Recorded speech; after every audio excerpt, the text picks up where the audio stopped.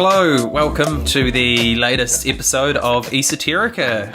Thought this day would never come. It's actually been a few weeks since we've recorded a podcast, so we're pretty rusty. But on behalf of James, Caroline, and myself, we wish you a happy new year and a happy holidays. Yeah. Nah, just kidding. Merry Christmas and happy holidays. So you're going to start triggering. Just try to wind people up. No, I couldn't care less about any of that. So, yeah, I hope you've had a good time.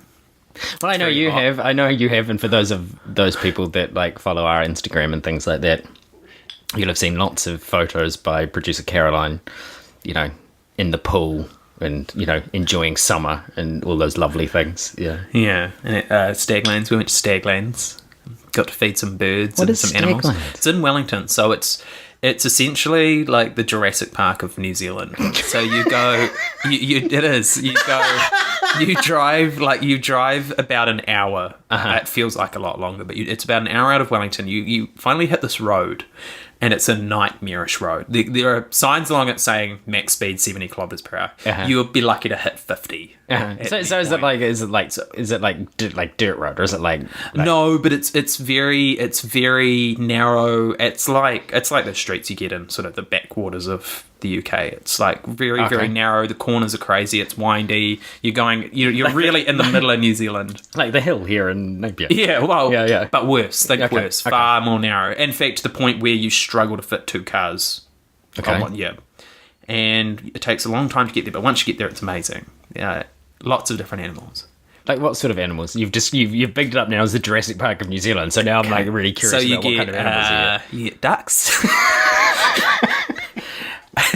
You get pigs and piglets, goats, stags, deer, emus, who are terrifying, by the way. Emus are terrifying. Yeah. Horses, lots of different native birds, like the kiriru and the kia, and you get all sorts of different animals, like a lot of different animals and fish, and you can interact, and they're right there. Like you interact with them and you can feed them and stuff. It's really cool. So it's I'm just trying to get my head around this. Yeah. So it's kind of a little bit like a zoo meets like a petting kind of. Yeah, that's exactly it. It's better than the zoo, in my opinion. And you get right up and close to these animals, and like goats. Oh man, the goats are funny, and the baby goats are very, very cute. So are they like in just like paddocks and stuff like that, or are they like, or is it like? They sort of have their own sort of sections, but a lot of them can. No, but seriously, a lot of them can just walk between. Like we had a turkey follow us for a long time. We had a. They do. They just go wherever they like, really. And we even saw like gang standoffs between like geese and swans and things. Like we had all sorts of things. You're making this sound like It really is it's quite an open. It's like a zoo without borders. Zoos without borders. Yeah, zoos without borders. Doctors without borders, but like zoos without borders. Yeah. So like this just reeks to me of like Christmas holiday activity. Like absolutely, but I'd go back 10 out of 10. It was wonderful. It was it was so funny and like. And because you're right there with the animals, like we had this peacock that did the whole like splayed its feathers out and stuff, and it was amazing. I saw your profile picture because you changed your profile picture. Yes, to me standing with the peacock. For those of you that follow Anthony on social media, he changed his profile picture to this peacock. And I think I commented something along the lines of "You look thrilled to be alive" or something. Yeah, and I actually did. You looked so happy. I did. Yeah. No, I actually was inside. I was holding back. I was holding back. Well, I didn't want people to get jealous. Just not externally. No, I didn't want people to get jealous about the amazing situation that I was in. I think I was actually trying to keep myself calm because of how amazing the moment was. It's not often you have a peacock that will do that. And it was like, it does this thing where it like flutters its feathers. It was like shimmering away and it was quite crazy. Yeah, it was quite overwhelming. And then a kid went and walked up to it and ruined it. I see. So kids ruin everything. They do. But, all the time. Yeah, but it was really great. And like you end up at the end, and that's where everything is. Like the donkeys, the emus. We had this emu, and it would keep coming over my shoulder. Like it would sort of like scrape past me, and it would come out of nowhere. And emus are quite intimidating creatures because they're so big, and you never know what they're going to do. You know, emus are sort of, you don't never know what's going on in that head, that little head of theirs. And they fucking with you. Yeah, it was. And they have little holes for ears too. Like they literally just have holes in the sides of their heads. And they're the ears.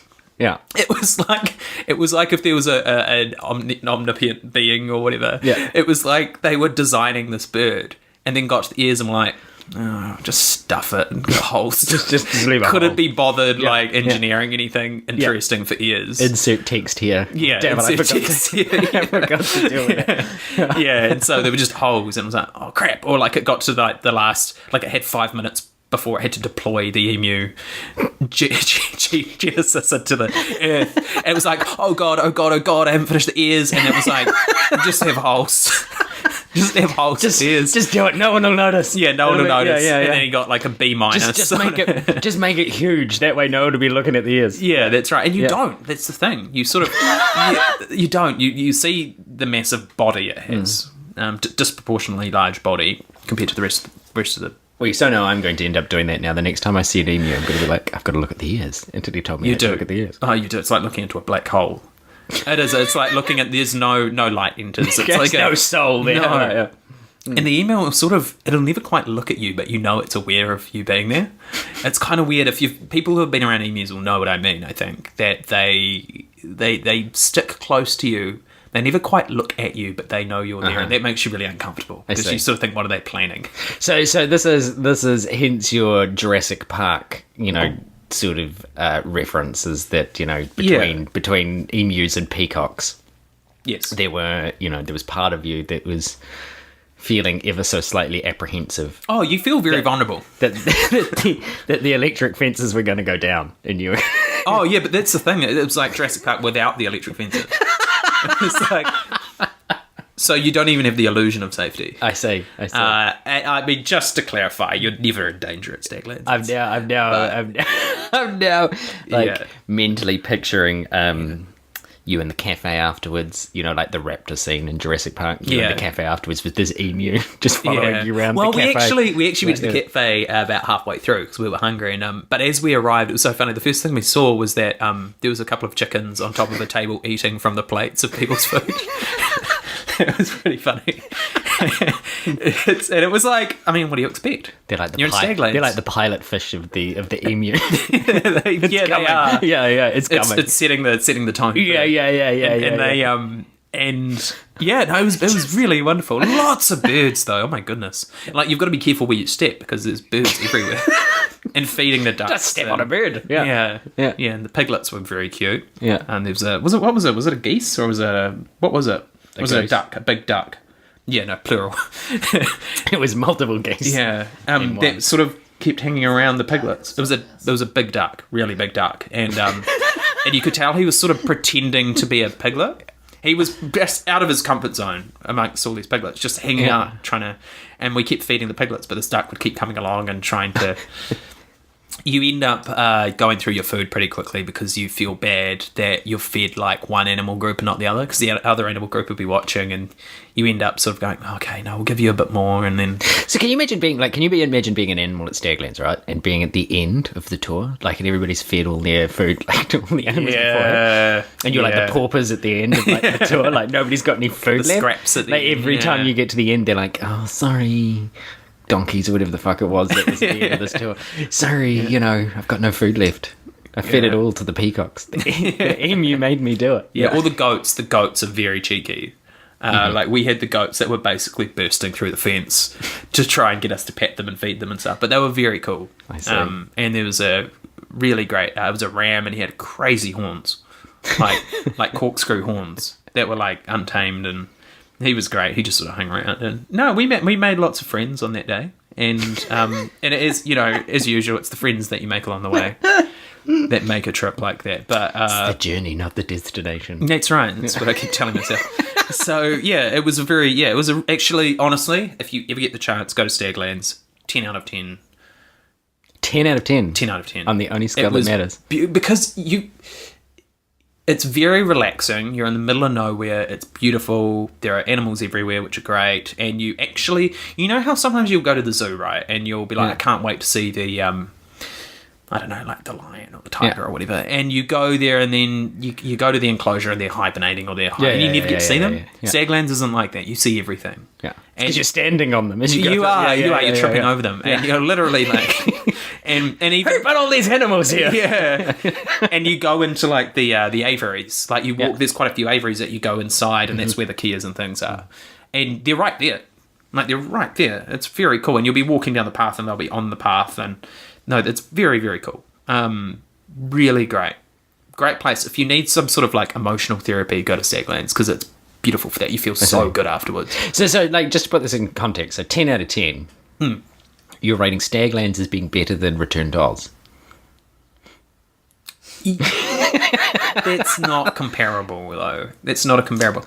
No, scale. I'm comparing. I'm giving Staglands a rating based on being a destination that you visit. I see. I think you can't compare. That it would be like saying, I don't know. I don't think you can make that comparison. It's not right. It's not right. It's not okay. Tripping over all of these animals. Yeah. I'd actually probably highlight of my holiday, actually, Staglands, I would say. Yeah? Highlight of my holiday, yeah. See, I wasn't quite sure here, like at the beginning when you started telling the story. Sarcastic. Like I didn't quite know whether you were pulling my leg or not about like fully serious here. Yeah. Very serious about Staglands. I'll go again. That's a threat. I will go again. Really though, I will. I love it. Bloody love it. Okay. So there you go. Play for Staglands. They should open like a little bed and breakfast there or a hotel or something. Yeah. You'd go and stay. Maybe, I'd love to stay there. You can't, I don't think, but I think they should look into that. You might. You don't think you'd get over it though? Like after like a couple of hours of some goats and stuff like that. Goats just standing on the end of the bed. Yeah. The emu following you into the shower. Yeah. Well, you'd have a funny story to tell. Well, you would. Yeah. You'd dine out in that story for like. You'd get very exhausted though. Feeling threatened all the time. Just never safe. Yeah. But they have those big cows. What are they called? The big furry cows. They're amazing. Like Angus cows, like Highland cows. Yeah, they're like Highland cows. That's Highland it. Cows, yeah, they're really cool, really neat creatures. Yeah, they are. This sounds like the sort of thing that you do whenever you have a young child. Oh, I parents out there, take your children there, they'll love it. And you'll love it too. It's like a Pixar film. Yeah. Staglands is like the destination equivalent of a Pixar film. There's something there for the whole family. The whole family will appreciate it in their own way. Right, if you ever get married, Anthony, that's where your stag do is going to be. Staglands. Oh my god! I'm going to take you to Staglands. Because clearly I'm going to be your best man, so it's gonna happen at Staglands. Staglands. God, that's where it's going to happen. No, you can't. The thing is, as well, because it's so isolated. We'll dress you up as an emu. Oh, Jesus Christ! That's terrifying. Oh god! I think that's a brilliant idea. I don't. I think it's so isolated that because the thing is, if you want to go, we'll leave you there in a sleeping bag. Oh god, it is like Jurassic Park. I wouldn't want to be stranded in Staglands. Sounds like a real shit R.L. Stein book, eh? Yeah, stranded in Staglands. So anyway, after talking about Staglands, it was a good plug for Staglands, I reckon. It was. Maybe they should become a sponsor of the show. We can tag them in this episode. Yeah. Anyway, what are we doing here today? Well, we're just sort of talking a little bit through New Year's, through Christmas, bit of a shorter podcast today. Just sort of getting ourselves settled into 2019. And sort of let you know a little bit about what you can expect from us for the rest of the year, or what we're hoping to deliver to you. Yeah, new me. Oh, I hate that so much. Every time it comes up in Facebook. New year, new podcast. Well, that's probably a good segue. No more haters in my life. There you are, John. That's segue number 1 for 2019. So that's probably a good segue to talk about like New Year's resolutions, like because this is the whole thing, isn't it? Like it's the whole thing about New Year's, you have to have a New Year's resolution. And the first thing everybody asks you is like, so what are your resolutions? Because literally we can think of nothing else more interesting to say to people than like, oh, God, I know. So what thing about yourself would you like to change the most? Please tell me, complete stranger, what insecurities you have and what you would like to change about yourself. Some people have really interesting ones. I've yet to come across them. No. I think who was it? Someone the other day had a really interesting one. Must have been so interesting because I've forgotten. But I think New Year's resolutions. I think it's not enough to go like, I'm going to go to the gym and then cancel my membership at the end of January. I don't think it's enough to say. Those are things we should be doing anyway, like staying fit or whatever. Yeah. Those are things you should be doing anyway. And like, fair enough if you've got a goal, like a really popular one, for example, is to quit smoking. Yeah. Which, by the way, if you're looking at quitting smoking, New Year's resolution is not a good way to do it. No. It's not a good way to do it because you automatically you're making it a thing. And you're telling people you're better off if you want to quit smoking. Don't tell anyone, just do it. Because if people know, it becomes more difficult. It's more on your mind. It's more It's all people, I mean, if you smoke, it's psychological, a lot of it. And it's also a habit of having to do something. Yeah. So don't make it a New Year's resolution. It doesn't work. Actually, funnily enough, talking about like going to the gym.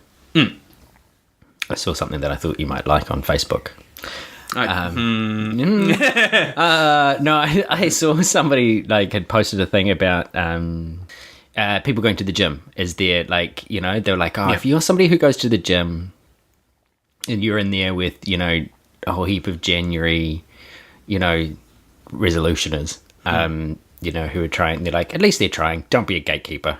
No, that's so true. Like, don't be a dick. Just like don't like if you're the sort of person that gets angry at people coming in to use the gym because you go to the gym more than anybody else and you're there all the time, you're just uninteresting and corny. No, very true. I was like, that's kind of good advice. Don't be a because going to the gym, like, I find this it's very intimidating. I reckon it's really intimidating. Like, I'm not I'm not an out of shape guy.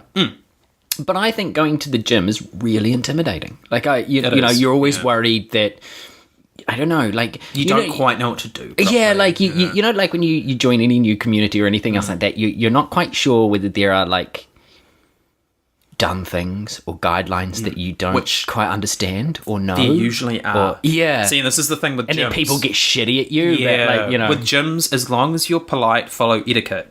There's a lot of etiquette about gyms that I think this is why people get annoyed with New Year's resolutions. Because a lot of them, the influx that come in, don't necessarily understand the etiquette of the gym. Yeah.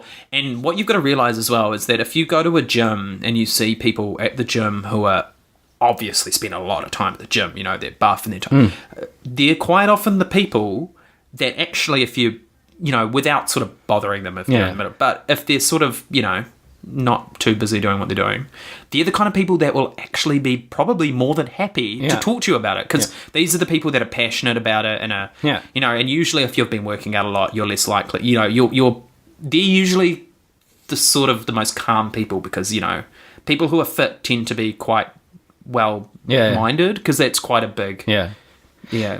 I just thought that was interesting. I just thought it was interesting, like, hark back to that don't be a gatekeeper thing. Yeah, absolutely. I thought, especially people who, for whom fitness and things like that is a struggle. It's really important that you're really, supportive of people that are trying to do that sort of stuff. Not that, not that I'm looking at going to the gym. But like, I just thought that was that was interesting. Like in terms of the whole New Year's resolution thing, I'm unsure about how I fall down on the whole New Year's resolution thing. Like like. Well, do you have any? No, yes and no. Have you ever made any before? Yeah, I have. Like, I've done the whole this year I want to do like, and I suppose like in some ways it's a good chance to sit there and go. I suppose it's a good chance to stop and kind of take stock of where your life is, and like maybe things that you're like, I need to correct here, or I need to auto adjust there, or that sort of stuff, and that sort of thing. It's good to reflect, I think, every once in a while. Yeah, like as long as you don't get stuck just constantly reflecting, you need to. Yeah, but I mean, I think also too. and this is going to sound like a. I don't mean this to sound like a like very self-congratulatory, because there are certainly things that I haven't done or need to do, but I'm generally of the opinion that if you want to do something, do it. You don't have to wait for a New Year's resolution, or you don't have to again, take this podcast, for example, when we started talking about, doing something like this or whatever, if you want to, if you're unfulfilled in an aspect of your life, or you're looking for a creative outlet, or you're looking for whatever, go and do it. That's right. You don't have to be like, in 2019 I want to be more this, that, the other. I mean, I suppose in some ways, as I said, my issue, I suppose, with New Year's resolutions is that New Year's resolutions are often completely character changing. If you know what I mean, they're not this year I want to be a bit more they're not we have some resolutions which we might talk about later on. We're not going to talk about in this episode, but we might talk about later on in terms of what we want to do creatively, outside of the podcast, outside of sort of esoterica, and that sort of thing. But that's something that we've been looking at for a long period of time. It's not something that we sat down on New Year's and went, okay, what do we want to do in 2019? And so just happens to fall on that. So in some ways, I suppose you could say a resolution for us is to be more creatively fulfilled in 2019. But that's while to a certain extent it's life altering, it's a way, it's something that we've been looking at for a long time and building towards for a long time. As distinct from sort of going, you talk to some people about their New Year's resolutions and they're completely character altering resolutions. It's I don't know. I'm trying to think of a good example for one. This year my resolution is to stop waking up at 10 o'clock in the morning and to wake up at 6. Yeah. Okay, potentially achievable, but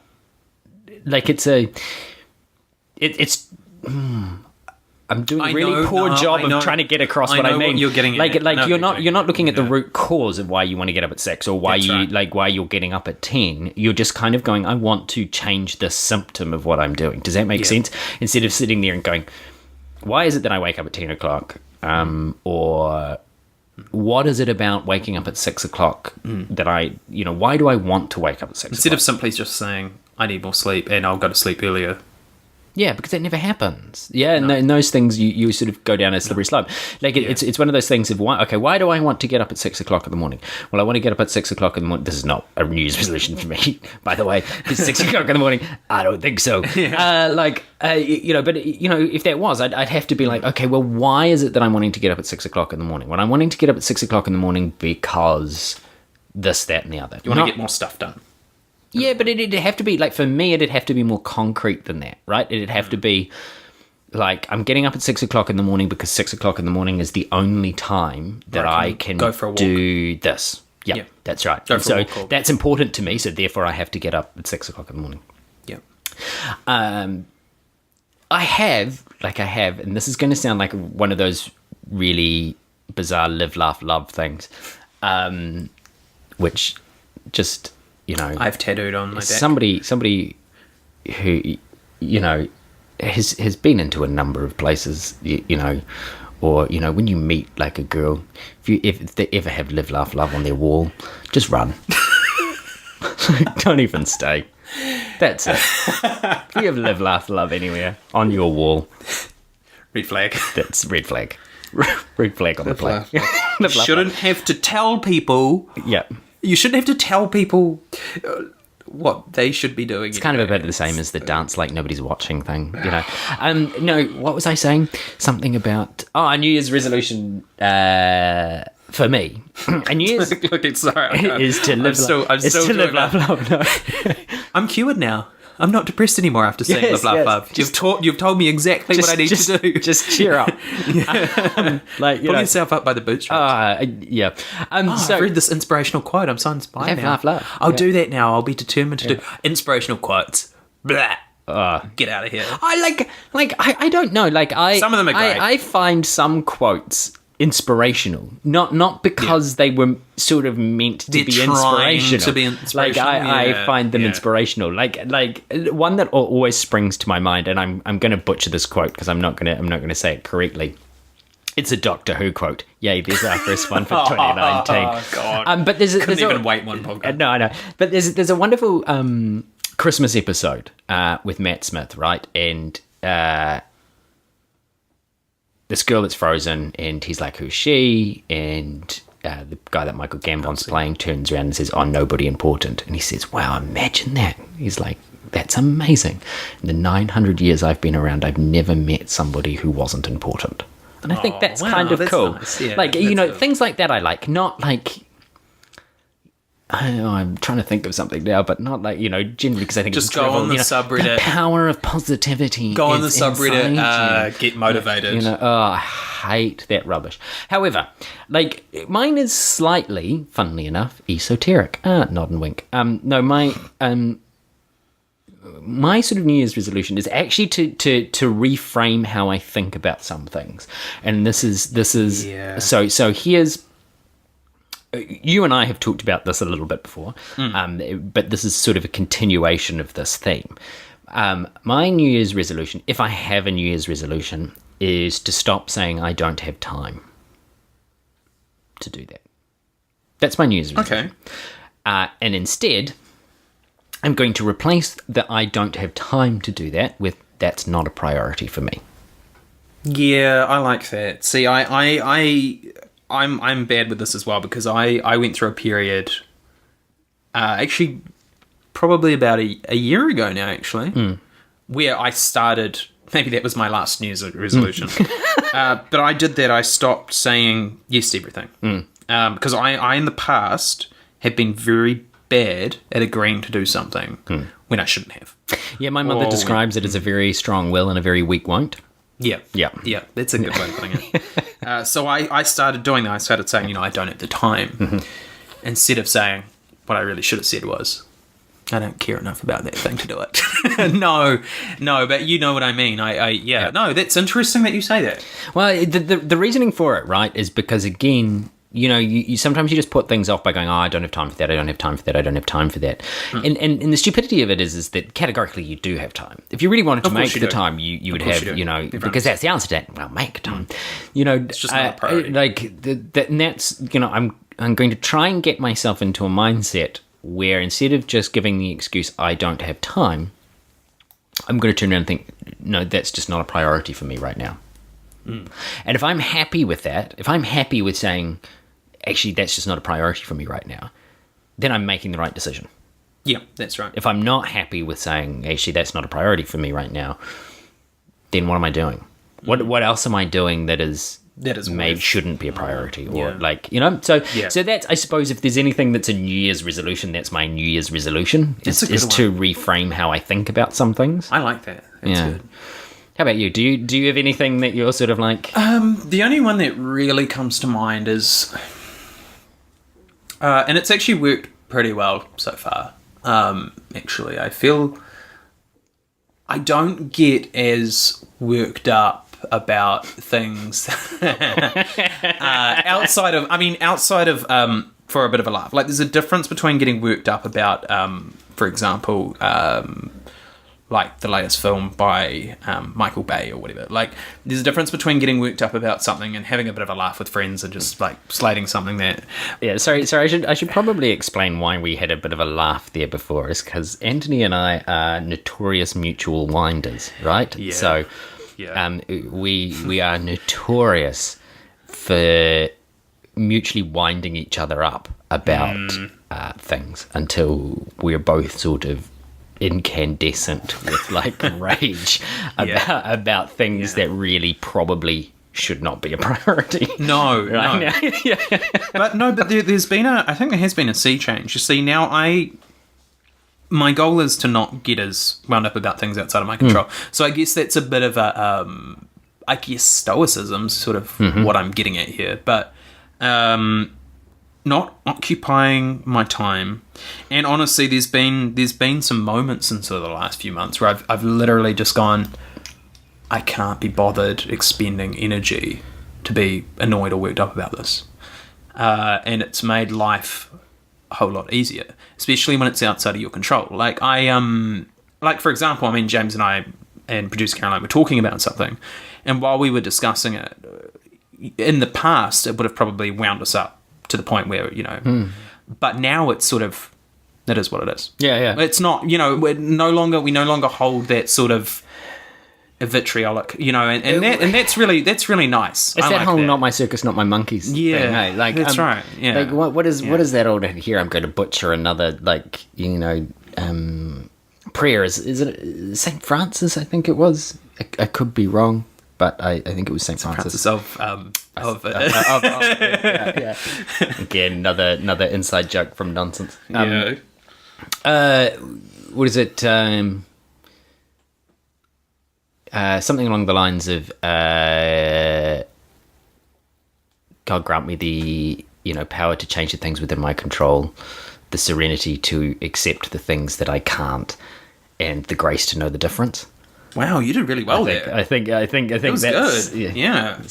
It was really good. Catholicism coming back to me. Yeah, that was really good. I'm impressed. No, but it's something along those lines. Well said. And it's hard. Not my words, but it's hard to.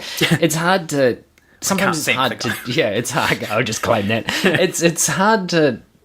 It's hard to do that, and that is something that, again, funnily enough, both you and I have worked quite hard on over the last year. The last year, yeah. Because I think that we were both. If you go back about 2 years ago, both Anthony and I were probably in line for peptic ulcers and heart attacks, to be fair. Yeah. And just probably pretty insufferable to live with at points. Or be around. At points, yeah. At times. Yeah. But but it's a hard thing to do. It's a hard, actually bizarrely, do you know, it's harder to let go of things than it is to care about stuff and hold on to things, or to it's really hard to let go. It is. And actually be okay with letting go. I mean, I suppose it's why there's so many aphorisms about letting go. If you love something, set it free, and if it comes back to it, it's meant to be all that kind of rubbish. Absence make the heart grow fonder, all that sort of all those aphorisms about letting go. But it really is hard, especially when you're passionate about something. I was just going to say that. We're very passionate people. We're passionate about things. Yeah. And I think that's where it's sometimes even harder to draw the line, because you want to get fulfillment in whatever your passion is. And when you don't get that, you work harder to get it next time. And you end up going down a revolving door, or through a revolving door of constant. Well, it's absolute true hamster wheel. It is. It's where you just end up running faster and faster and faster, but actually going nowhere. And I think maybe this is the thing again about New Year's, just a little bit like my thought on Christmas being the time where we connect the most with being our remembering what it was like to be a child. Maybe the thing about New Year's is that it's the one time that we stop long enough to look at the hamster wheel that we're on and go, hang on a minute, I'm busy all the time. I had this epiphany, again, probably a year ago. I think we talked about this. I had this epiphany that I was busy all the time, like hella busy all the time, but I wasn't going anywhere. Do you know what I mean? You just you fill up so much time with stuff that's important, and you feel like it's important, and you're doing stuff, and you're being productive, and then you actually look at it and you go, I'm not actually doing anything. No. Not anything that's again, that's filling me up. And oh God, over the course of these podcasts, just like my students, you're going to hear so many things about my mother once told me. You know, and I think as you get older, I think as I get older anyway, I think that more and more of the things that my mother has said to me over time have come true. Like, you know, there are a couple of things that now stick with me quite a lot. Like, you know, you can only pour so much out of the teapot before you have to fill it back up again. Yeah. And I spent a very long time pouring a lot out of the teapot and not actually doing a lot to put a lot back in, and you just burn out. And we did burn out. Yep. We burnt out about a year ago. Burnt out just, you know, crashed really hard. Yeah. Really hard. Yeah. Really hard.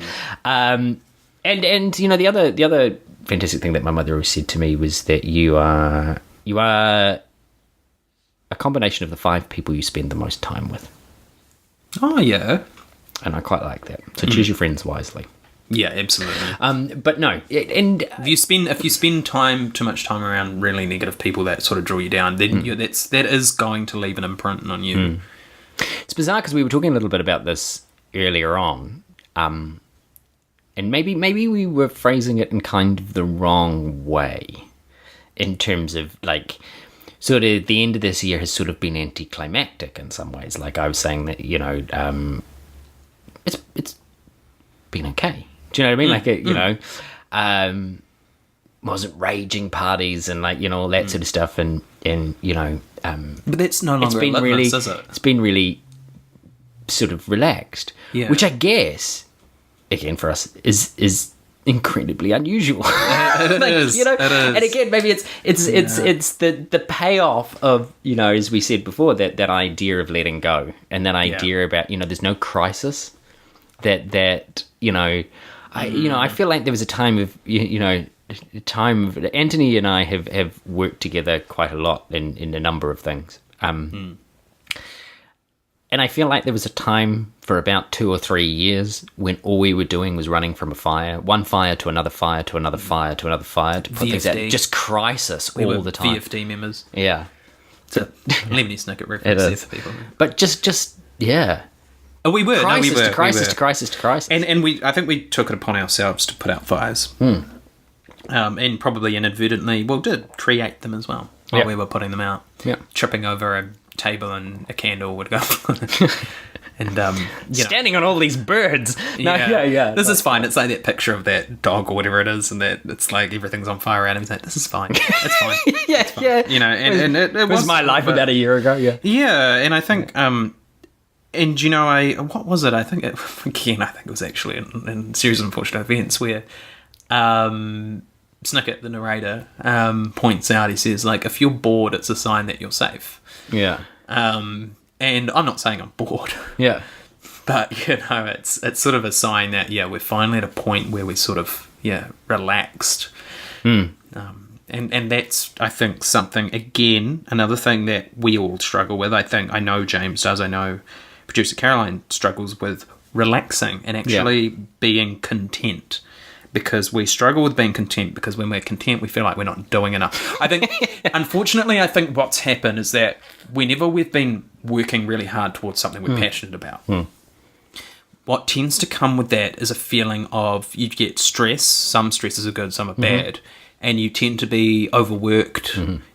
So what ends up happening over time, and we've had this in the last sort of 4 or 5 years, is that you correlate those things with being productive. Yeah. So you correlate stress, you correlate neurotic being busy. Energy. Absolutely. Yep. You correlate those things sometimes and quite often incorrectly.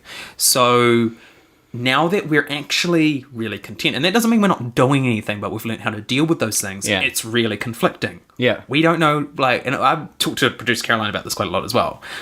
We're so content, and that we can't quite correlate that with where we're at. We feel like we're not doing anything or not doing enough, but we are. We've just learned how to deal with that properly and not be, running around the... And it is quite funny when you talk to people who are outside of that bubble, and you talk to people and you say that and you're like, oh, look, I feel like I'm not really doing anything. And they're like, well, didn't you say you were doing this? Yeah. Yeah. And this? Yeah. Yeah. And that, oh, yeah.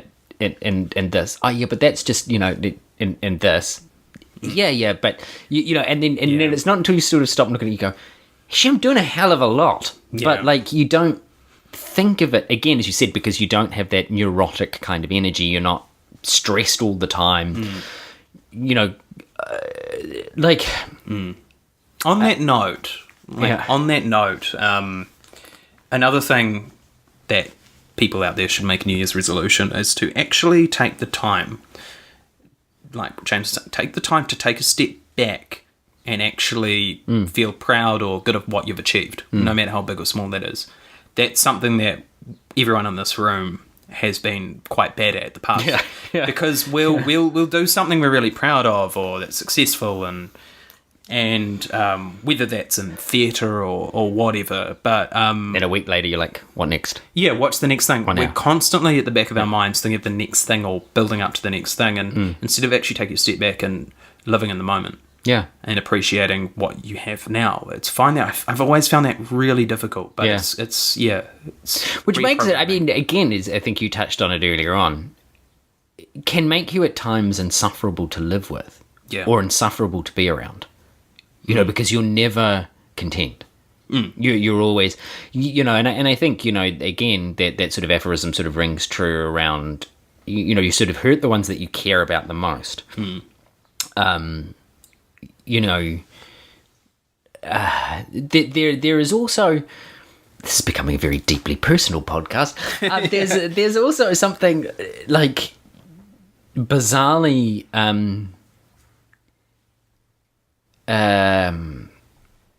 self-conscious about it too. There's or at least for me, there is always a feeling that you need to be doing something and creating something because that makes you worthwhile. Yeah. And when you're not doing something, you're not creating something. You're not relevant. Being something, or you. It's not relevant. It's that you're only worth what you're doing at the time. Does that kind of make sense? You're only worth... Everything that you've done doesn't count. Or everything that you are doesn't count. It's only what you're doing that makes you meaningful. Which is crazy, because to other people, people don't necessarily think like that. People, will come up to you and say, "Oh, I really like that thing you did that time ages ago." And they think, "Oh, well, thank you, that's cool." But how often do you really take that on board, though? Yes, and how often do you kind of go, "Oh, yeah, thanks," but you're straight back to worrying about what it is that you're doing. You don't. I'm really bad at that. I'm bad at taking compliments. Yeah. And again, another way, this is why Auntie and I get on so well, is because we're very similar, and producer Caroline is also very similar. Is that you sort of play down any compliments that you get about anything. Yeah. So somebody says, "Oh, and I'm the same. I really struggle with taking compliments." Somebody, I really like that thing that you did. That, my go-to line all the time is, as long as you enjoyed it, that's the main thing. or but you play down anything. Oh, yeah, everybody was great, weren't they? They did a great job, and you play down your own sort of role in it, or your own. I'm just glad it came together. Not as if you hadn't had 6 weeks of sleepless nights and an incredible amount of work and that sort of stuff. But just really glad it all came together. You play down. There's two different. By the way, there's two different types of people, I think, when it comes to this kind of thing. In theatre, no, it's true, and I don't think there's anything particularly wrong with either of them. Although I have my own personal feelings, I don't think that. So there's people like us, I guess, who sort of. Or amazing? No, sorry. No, but who just sort of do what we need to do, and sort of a lot of the time, sort of in the background, and then you have other people who are really good at sort of promoting themselves and putting them out there. So. And I think that, they're two distinctly different types of people. And the people that tend to kind of benefit from that kind of success are the people that are good at promoting themselves. And I don't think there's anything wrong with that. I struggle with that because I think James is kind of the same. I feel uncomfortable when I find it a bit self-slapping on the back. If you, unfortunately, which is unfair. It's unfair that I feel that way. But people who put themselves out there, it's actually okay. I think also though too is and again, I know that we both feel this way. Sometimes when you're creating stuff or you're doing things, you're very aware of the holes in it. Yeah. And you're very aware, I suppose, of what didn't go in the way that you wanted it to, or the bits where you feel like luck was involved, or the bits where the bits where you sort of go, I wish I could have done that better, I could have done, and so you're very aware of that, rather than sort of, I think, maybe looking at it from from a truly outside point of view, where you're sort of able to objectively look at it, rather than sort of very subjectively, judge what you've done and judge it based on, your ideas of its shortcomings, rather than actually what it did well. Although, in saying that, to a certain extent, that's what makes us good at what we do. Well, we're pragmatic about it. Is that you're constantly sitting there going, okay, that didn't work so well. How can I change that the next time I do something like this? How can we not run into a similar problem, or how can we deal with that problem or whatever if we do? And I think that reflection and actually learning from mistakes. Yeah, actually taking on board mistakes and learning from them and doing something to change it. Yeah, exactly. Yeah. I always get, it's a personal pet peeve of mine. I mean, just on the subject, I think anyone who works in the creative arts will know this. You get results by hard work. A lot of people will try and tell you it's magic or it's spiritual, and they'll try and make it out to be some spiritual thing. It's not magic or spiritual. It's hard work, and it's pragmatism, and it's actually, there's nothing, it's not floozy. And generally, actually, funnily enough, it's not talent. No, it's not. Talent is I mean, it's regimented, and there are some people, I suppose, who are very talented. Oh, of course. The same way There's that people there that are some people who naturally can pick up a paintbrush and whack out a masterpiece. There are some things you can't teach, absolutely. Like the actual, to a certain extent, the creative spark. You can foster it, but you can't teach it. You can't teach somebody who isn't creative to be creative. To dream up new ideas. You can be the most creative person in the world, but you have to have discipline at what you do. Absolutely. You have to actually have discipline. Absolutely. But 99.99% of people who are up there doing stuff, or who are out there doing stuff, are just people who've worked really hard. That's right. It's people that just do it. It's people that do it. Develop the skills that they have to get the experience, to learn from the mistakes, to do that sort of stuff. It's actually just hard work. It's not talent. No. And please, it is like please, if you are somebody who goes to see shows or goes to see performances, musical performances or anything else like that, please, when you're approaching people, please don't say, "Hey, you're incredibly talented." Oh, yeah. I kind of like. I mean, I get it. I love it when people do come and talk to me. Like, I think that's awesome, and tell me what they thought of it and that sort of thing. Don't get me wrong. Hugely appreciative and everything else like that. It's far more meaningful for somebody to turn around and say, "Hey, I thought you did a really good job at that," or you did that really well. Not, "Hey, you're so talented. You're so lucky. You're so talented." Luck. Like there is an element of luck. Oh, there is. There was a huge amount of opportunity that was afforded to me as a child. There's a huge amount of opportunities that I have grabbed as well. But there's also been a huge amount of work that's gone into all of those things. Being able to do what I can do now has been, 36 years in the making. And I know that sounds slightly facetious, but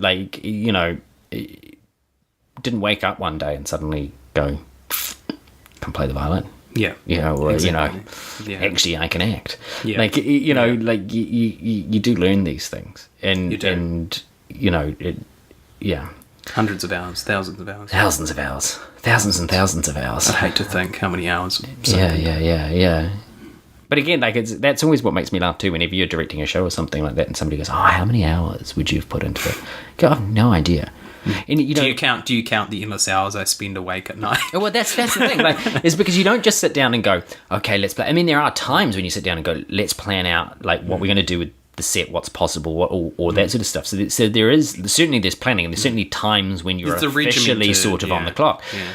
But it's not. But the most creative ideas are the ones that, as you sort of said, like where you're lying in bed at night and a scene's just sort of running through your head over and over and over again. You're like, what about this? That would look really cool. Or maybe, like, would it be possible to sometimes do it that? just comes to you. Like those kinds of things, like those are that's where the real sort of creative work is done. The other bit is, how to logistically make it possible. Like, so I guess just to segue this a little bit, for your New Year's resolutions, they're not. It's easy to make a New Year's resolution. It takes hard work to actually do it. Yeah. It will be hard. It will take hard work, and I'm going to probably find it difficult to achieve in your mind. But it also needs to be meaningful, yeah. Like it needs to not be just some wish list of this year I'm going to have a 6-pack and I don't know, learn French. Be a fluent French speaker. Like like it needs to be concrete and actually. I'm going to go to a French class every week. Yeah. I'm going to go to the gym once a week. And again, I think that's the thing. Start small. Don't be like, I'm going to go, I'm going to go to the gym every morning and do this because, if you don't make that, you feel like you failed and then you give up and, all that sort of stuff. You've gotten off the horse. Yeah. So anyway, I know we said this was going to be a bit of a shorter podcast, but it sort of hasn't ended up being. It sort of has ended up being sort of, just us talking about our New Year's resolutions and what we think about them. And about 2018, surprisingly, for us. Yeah. But, so a few things. 2019, I was thinking about this in the shower this morning, as bizarre as that sounds, and I was thinking that, Shower thought. Do you remember how whenever you were a kid... and you had to write the new date, and you had to write the new year, and that was always like really weird. Always like, made a mistake every now and then. You'd put the old year in. Like it's now, 1996. And how weird that was. And I was just thinking in the shower this morning, I was like, it doesn't feel weird that it's 2019. Like, no. And again, I think like part of that is, and I was thinking about it, I was trying to think about why that was, and part of it I think is because you're planning so much for 2019, what you're going to do in 2019. But there's also like the whole, like the gaming industry is releasing 2K19 games, all that sort of stuff, or talking about that, or releases it. So you sort of end up living in 2019 before you actually get to 2019. And then bizarrely, you almost end up with the opposite effect where you're like, oh my God, it's still 2018, not like 2000. I feel like we're in 2019. Yeah. Like, but what can people expect to see from us in 2019? So there's a few things that we are looking at doing. We are looking at adding visual stuff to some of our podcasts and things like that. So some film stuff. We sort of played around with the camera the other day doing this. Just to get an idea. Just to get an idea of sort of how it worked. We decided not to show that to the world. But it is coming. So that sort of stuff is coming. Anthony and I are also talking about looking at doing some streaming, doing some live streaming. Got a few games. We have a few games that we're sort of thinking of after the last couple of podcasts. So if you haven't listened to the last couple of podcasts because you've been away over holidays and that sort of stuff and haven't had a chance, have a listen to those and you'll have a bit of an idea about sort of what we might be looking at. And of course, you're always welcome to give us your suggestions of what you think we should be looking at. And the best place to do that, by the way. Oh, yes. Just so you know, as we're talking about suggestions and things, is on either Instagram, Twitter, or Facebook. So on Instagram and Facebook, you can contact us on Esoterica Podcast and on Twitter at Esoterica Pod. Yeah. And please do. We do try to reply to everybody that comments on anything or whatever really quickly. And on the YouTube too. Keep leaving and on the comments YouTube. Yep. And what do you call it? Please also, on your podcast provider of choice, please give us a rating or whatever else like that. That also helps with, analytics and stuff. So, please give us a rating. Please let us know. Makes us feel good. What you think. And I think also 2019 is potentially going to be the year of producer Caroline. So you might actually meet producer Caroline at some point through here as well. Yeah. She's currently trying to hide. Yeah. But I think that about wraps us up. Yeah. So thank you for joining us. Hope you had a wonderful Christmas and New Year. And we'll see you next week. Catch you later. Here's to a good 2019.